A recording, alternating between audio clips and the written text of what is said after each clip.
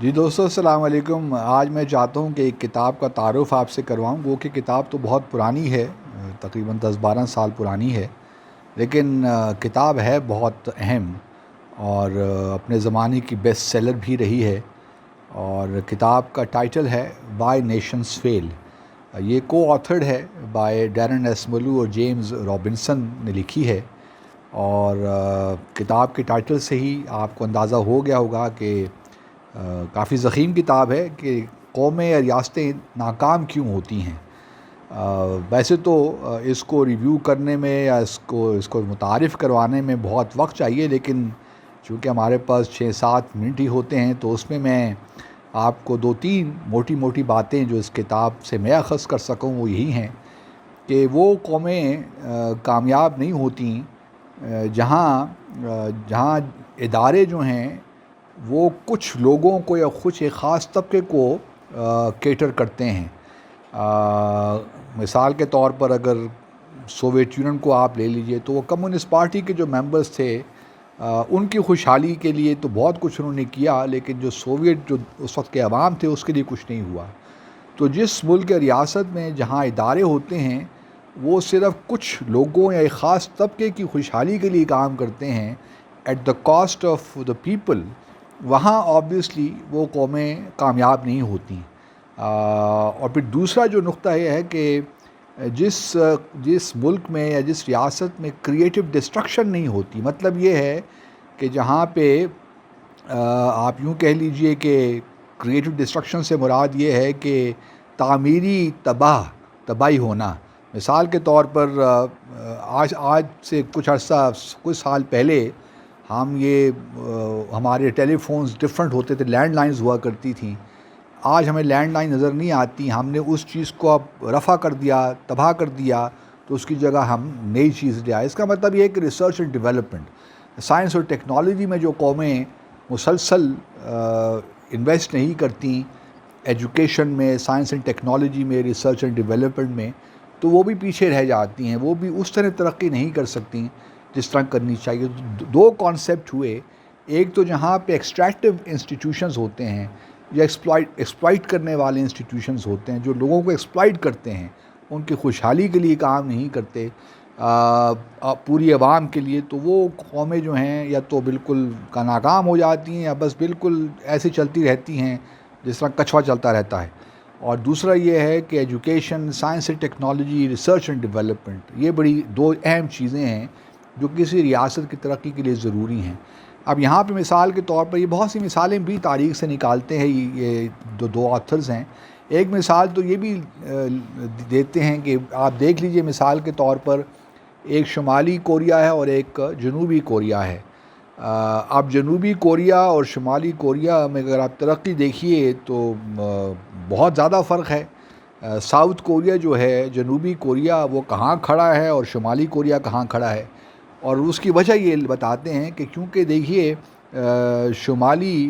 جنوبی کوریا میں ڈیموکریسی ہے، وہاں پہ جو ادارے ہیں وہ لوگوں کی فلاح و بہبود کے لیے کام کرتے ہیں، وہاں پہ ریسرچ اینڈ ڈیولپمنٹ بھی ہو رہی ہے، اور ریسرچ اینڈ ڈیولپمنٹ بھی خاص کسی ایریے میں نہیں کہ صرف ملٹری میں ہو رہی ہو، بلکہ پورے جو لوگوں کی فلاح و بہبود کے لیے ٹیکنالوجی چاہیے ہوتی ہے اس میں انویسٹمنٹ ہو رہی ہے۔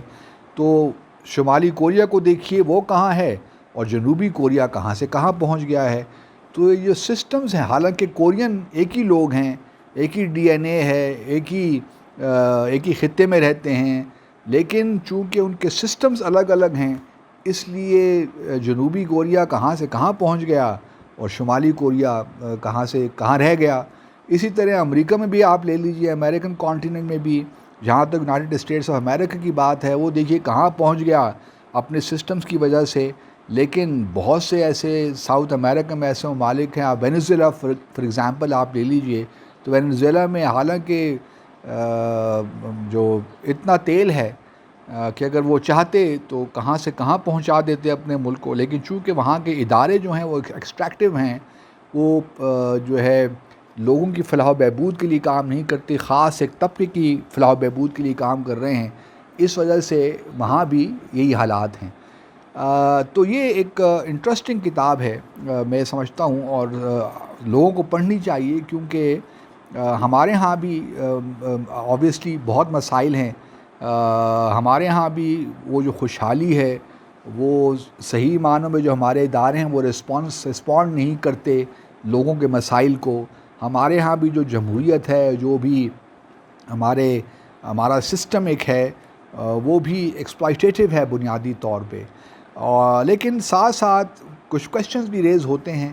مثال کے طور پر یہ کتاب جو ہے وہ آرگیو کرتی ہے کہ جو اتھارٹیرین سسٹم ہے یا ٹوٹیلیٹیرین سسٹم ہے، جہاں پہ ڈیموکریسی اس طرح نہیں ہے جس طرح مغربی دنیا میں ہے، تو وہاں پہ امکانات کم ہیں ترقی کے اور کامیابی کے. لیکن ہم دیکھتے ہیں کہ چائنا نے اس کے باوجود کہ وہاں کا سسٹم اس طرح ڈیموکریٹک نہیں ہے جس طرح مغربی دنیا میں ہے، لیکن انہوں نے ایک ہائبرڈ سسٹم نکالا ہے کہ جہاں پہ وہ اتھارٹیٹیو تو ہے، لیکن جو انہوں نے اپنے ادارے ہیں انہوں نے ان کو ریفارم کر کے، مثال کے طور پر دیکھیں نا، پچھلے 30 سالوں میں 700-800 ملین لوگوں کو انہوں نے سطح غربت سے نکال کر کہاں سے کہاں پہنچا دیا.